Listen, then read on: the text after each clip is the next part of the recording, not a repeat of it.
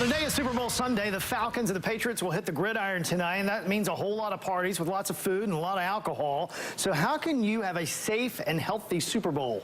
CBS North Carolina's medical expert, Dr. Kevin Campbell, is here in the studio with us this morning with some ways that you can have a healthier Super Bowl Sunday. So let's talk, first of all, about the biggest health risk that many people face on this big day. Well, you know, today Americans are going to eat almost 11 million pounds of potato chips, wow, 8 million pounds of tortilla chips, 4 million pounds of popcorn, and almost 3 million pounds of nuts. And, you know, the list goes on. Altogether, we're going to eat almost 30 million pounds of snacks, according to the Calorie Control Council, which is a trade group that represents low-fat and sugar-free food and beverage industries. The council actually projects that the Super Bowl watcher will scarf down almost 1,200 calories and 50 grams of fat just in snacks. That doesn't include alcohol or any meal that you may serve during the game.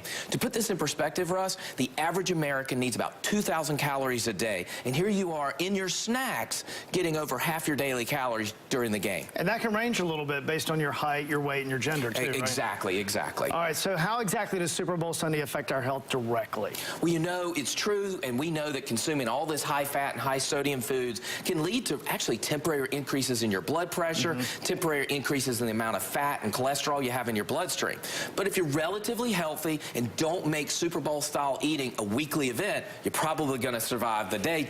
However, if you have underlying health issues like obesity, diabetes, or heart disease, you probably need to pay a little bit closer attention to what you eat during the game. Which means what? In fact, you know, a study in 2000 released by the American Heart Association found that eating a very large meal can actually quadruple your risk of suffering a heart attack 2 hours after eating. And we actually see a surge in ER visits during that time.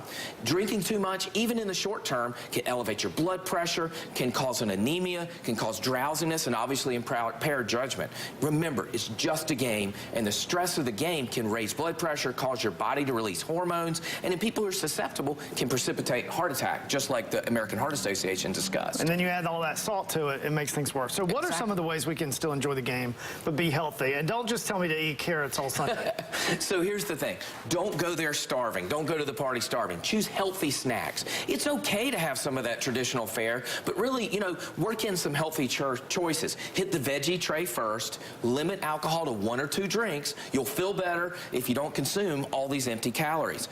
You know, alternate a glass of water with an alcoholic beverage. Here's another tip. Plan to go exercise before the big game. You know, a pregame workout can jumpstart your metabolism and make you burn calories during the game. So, you know, like we always say, everything in moderation. Everything in moderation. It's always the bottom line here. Exactly. Doc, thanks so much. If you have any questions, just go to our website, WNCN.com. You can see the story again. If it was a little too much to digest all at once, no pun intended, at WNCN.com.